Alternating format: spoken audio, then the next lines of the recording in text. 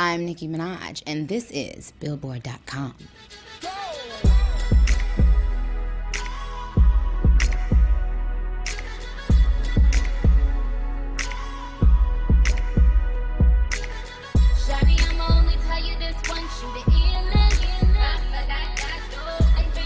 How did the album, recording this album, kind of change for you from the initially going into the studio?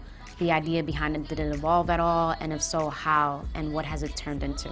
I went in really not knowing what it is I wanted to say, and I really didn't know if I was going to give all of my different characters life on the album. At one point, I was afraid as to, like, can every one of my characters be on the same album? And can, you know, and if I do that, can this album still be authentic, still be exciting, still be real? I honestly feel like every Nicki Minaj fan is gonna love the album. You know, whether you were vintage Nicki or new Nicki, you're going to love the album. I think a lot of people wonder where all these personalities and faces and accents come from.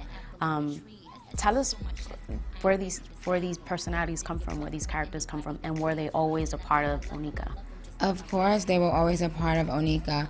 I would, like, get on everybody's nerve in the house singing, you know, Star Spangled Banner for, like, hours at a time and singing in weird voices. I would make up names for people. I still don't know why I did that. When I remember going to high school and I decided that I only wanted to put a B in front of people's names, and I didn't care what your name was. I thought you should have a B in front of your name.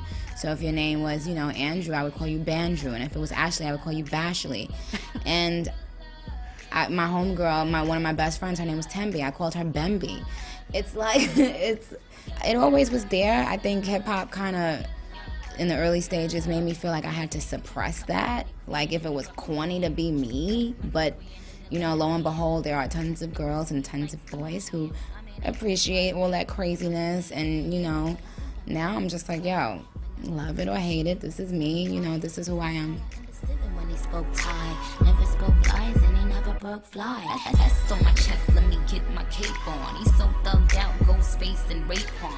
I think you spoke about, when we listened to the album in the studio over the summer, you spoke about the top 40 kind of stuff that's on the album.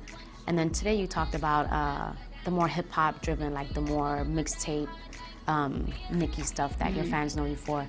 Explain to the fans the balance of that stuff so they know not to be afraid that something's gonna be left out. Yeah, you know, I value and honor and love and appreciate the fans that were here 2 years ago and 3 years ago, and the fans that was, you know, just coming to the club and rapping Itty Bitty Piggy with me.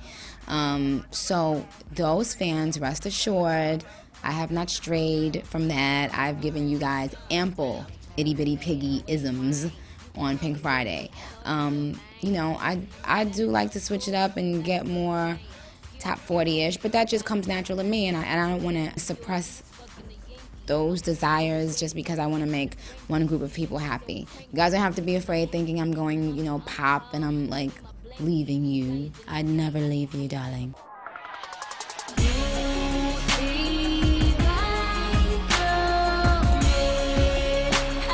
Nicki raps and Nicki sings. Is Nicki a dancer? Hell to the no. Hell to the no.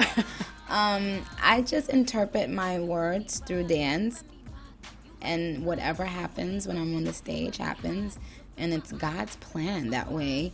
I mean, I don't know, it's like I want people to be able to laugh with me and laugh at me if they want. It's cool. That's not what I do. You know, I rap. And that's what I am really am beast mode at. The other things, that's icing on the cake. It's if I feel like doing it, I might, you know, do a two-step here and there and do some weird thing that people are gonna laugh at. But no, not a dancer. Let's talk about the live show. What you're seeing now is not what my stage show is gonna be. This is just kind of like a continuation of the VMAs, obviously, because we've been doing Check It Out. But the stage show will get a lot more theatrical, and it will get a lot more involved, and a lot more, you know, attention to detail is my big thing. So it's like, we're going to make it into a movie. But it's going to take some time, and that's a part of the reason why I didn't go on the Usher tour. It's because I want to give my fans something incredible now when I go back. You know, once the album drops, I want it to be worth every dollar that they pay to see that show, because I know when I go to see a show what I demand, you know. So right now we're still working out the kinks, but I would definitely say in the middle of, you know, 2011 we'll have it down packed to where it's like a real show. Actually frontin', I'm asking you something, yo. Answer this question. Class is in session. Tired of letting pass